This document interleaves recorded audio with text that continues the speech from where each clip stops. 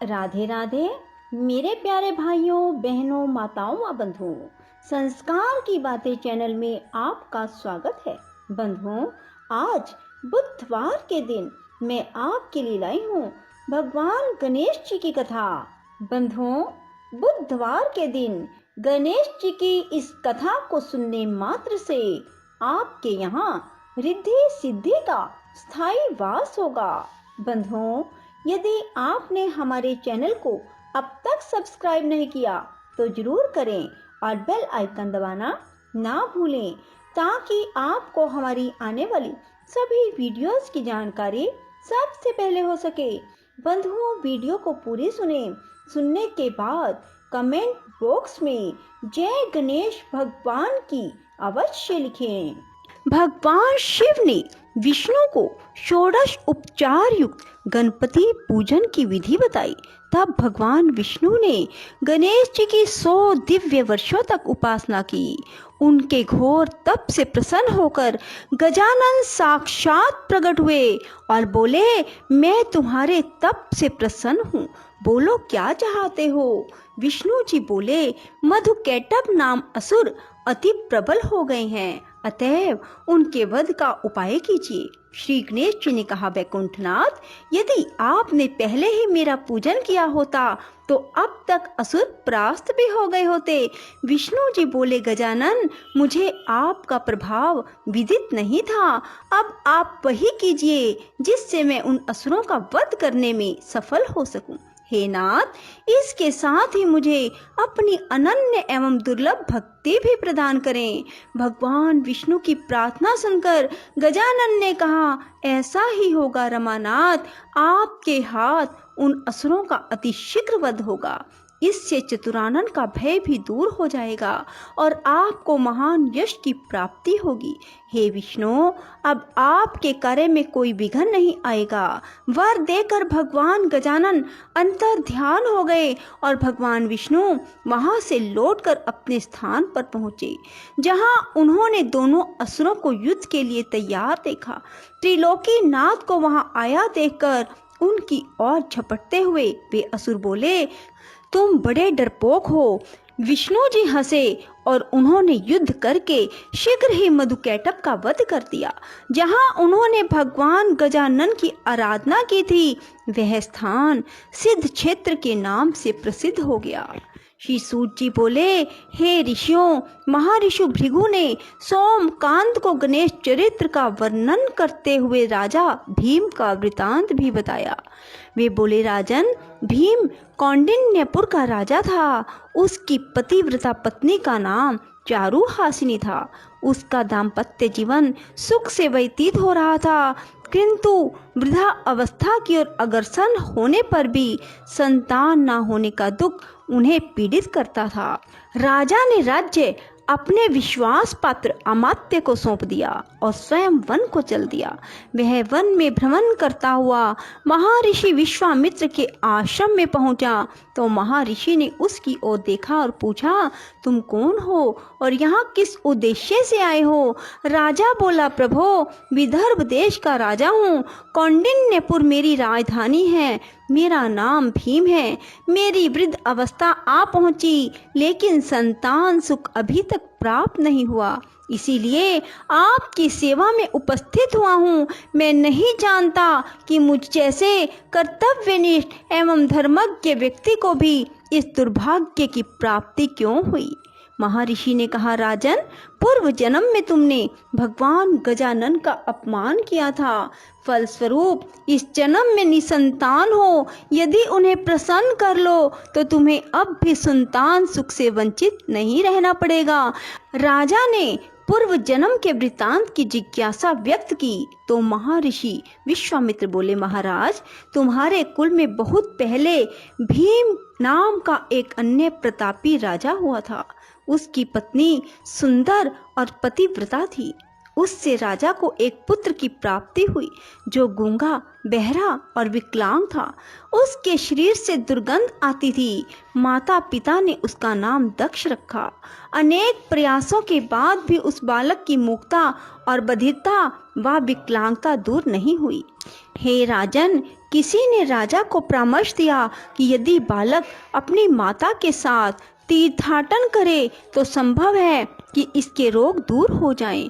परामर्श अनुसार राजा के आदेश से रानी अपने पुत्र को लेकर तीर्थाटन को चल पड़ी। मार्ग में चोरों ने उसे लूट लिया, यहाँ तक कि उसके पास जीवन यापन के लिए भी धन नहीं रहा।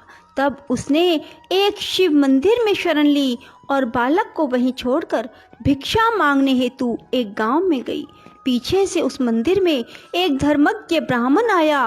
उसके शरीर के स्पर्श मात्र से वह बालक निरोगी हो गया। रानी शिवालय में लौटी तो अपने पुत्र को सुंदर और निरोगी देखकर बड़ी प्रसन्न हुई। उसने ब्राह्मण देवता का पता लगाया तो ज्ञात हुआ कि वह धर्मज्ञ ब्राह्मण गणेश जी का उपासक था। बाद में उसने रानी को भी गणेश जी की उपासना का उपदेश दिया। अब माता और पुत्र दोनों ने भगवान गजानन की उपासना की तो प्रसन्न होकर गणेश जी ने स्वप्न में कहा कि तुम मेरे परम भक्त महर्षि मुद्गल के पास जाओ, उनके उद्यम से तुम्हारे सभी अभिष्टों की पूर्ति होना संभव है। महर्षि भृगु ने कहा, हे सोमकांत, विश्वामित्र ने भीम को आगे का वृत्तांत सुनाते हुए कहा कि वो दोनों मुद्गल के आश्रम की खोज में काफी समय तक जंगलों में भटकते रहे। तब बाद में एक दिन उन्हें वह आश्रम मिला। वहां महर्षि मुद्गल को उन्होंने अपना सब वृत्तांत सुनाया तो महर्षि ने श्री गणेश के एकाक्षरी मंत्र गम के अनुष्ठान का उपदेश दिया। बंधुओं, गम शब्द बहुत ही अधिक शक्तिशाली है। यदि आप भी भगवान श्री गणेश जी के गम शब्द का बार बार जप करते हैं तो ऐसा हो ही नहीं सकता कि आपकी मनोकामना पूरी ना हो। सो बंधुओं, गणेश उत्सव के दिनों में ही गम शब्द का अधिक से अधिक उच्चारण करें। राजा भीम ने जिज्ञासा व्यक्त की, महामुने, आपके श्रीमुख से यह चरित्र सुनकर मैं आश्चर्यचकित हूँ। एक ब्राह्मण के शरीर का स्पर्श कर बहने वाली वायु के स्पर्श मात्र से यह बालक रोग रहित और सुंदर कैसे हो गया? विश्वामित्र बोले, राजन, इसमें आश्चर्य कैसा? भगवान गजानन चाहें तो किसी भी निमित्त से अभिष्ट प्रदान कर सकते हैं। सुनो, एक समय की बात है, सिंधु देश के एक पल्ली नामक गांव में एक धनिक वैश्य रहता था। उसका नाम कल्याण था।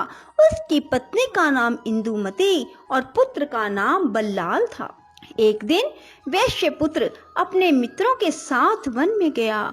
वहां उन लोगों ने एक ऐसी शिला देखी जिस पर कोई मूर्ति सी अंकित थी। उन्होंने उसे गणेश्वर नाम देकर पूजन आरंभ किया और सब ने मिलकर वहां एक मंडप बनाकर उत्सव मनाया।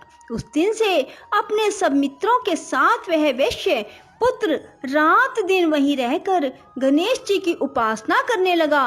जब वे घर नहीं पहुंचे तो माता पिता को चिंता होना स्वाभाविक था।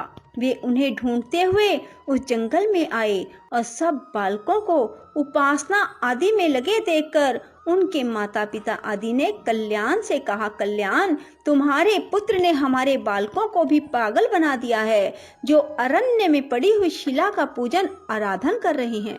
इसलिए तुम अपने पुत्र को रोको, अन्यथा हमें उसके साथ कठोरता का व्यवहार करना पड़ेगा।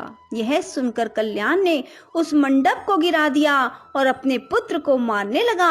उसने उस गणेश शिला को उठाकर दूर फेंका और सब बालकों को वहां से भगा दिया।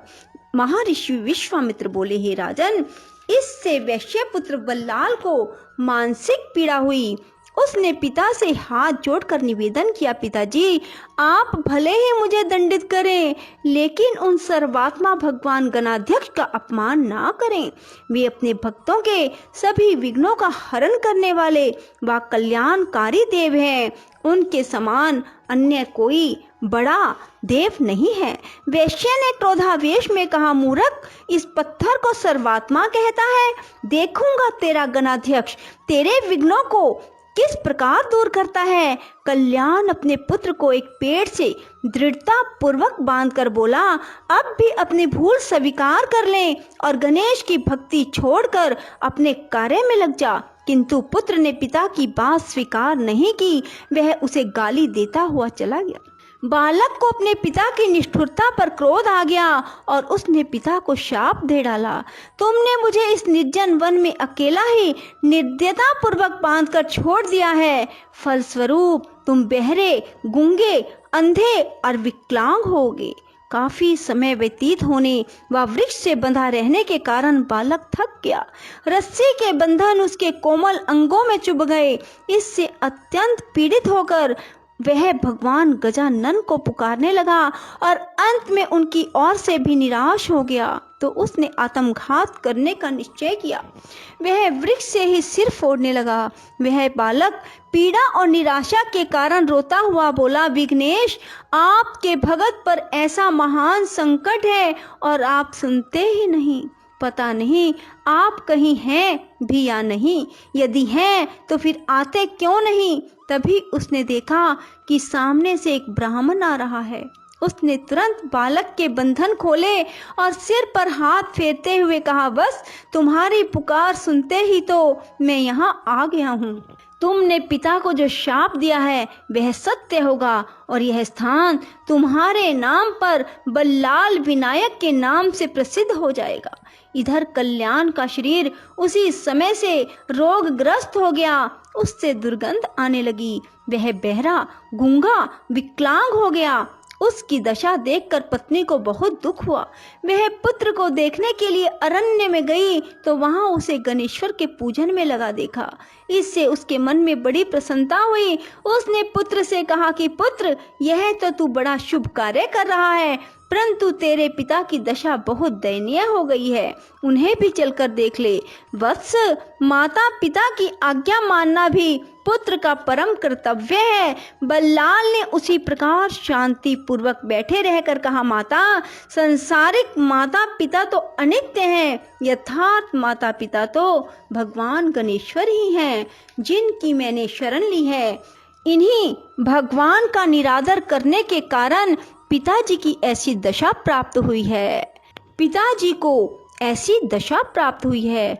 उनकी सेवा करना तुम्हारा भी तो कर्तव्य है, क्योंकि पत्नी के लिए पति की सेवा ही सर्वोपरि है। माता ने कहा, पुत्र, अपने जन्मदाता पिता को शाप से विमुक्त कर दो, मैं तुमसे विनय करती हूँ। यह सुनकर बल्लाल ने कहा, माता, मैं तो अब कुछ भी नहीं कर सकता। अगले जन्म में तुम एक राजा की महारानी बनोगी, किंतु तुम्हारा पुत्र गूंगा, बहरा, विकलांग और दुर्गंध युक्त होगा। उसके कारण तुम्हारा पति उस पुत्र के साथ तुम्हें भी घर से निकाल देगा। फिर एक शिवालय में एक गणपति भगत ब्राह्मण के स्पर्श से तुम्हारे दक्ष नामक पुत्र का शरीर निरोग और सुंदर हो जाएगा। हे राजन, यह समस्त घटना चक्र उसी वाणी के अनुसार घटित हुआ था। बोलो श्री गणेश जी भगवान की जय। राधे राधे, जय श्री कृष्णा। बंधुओं, यदि आपको हमारी वीडियो पसंद आए तो इसे लाइक करें और शेयर भी जरूर करें। धन्यवाद।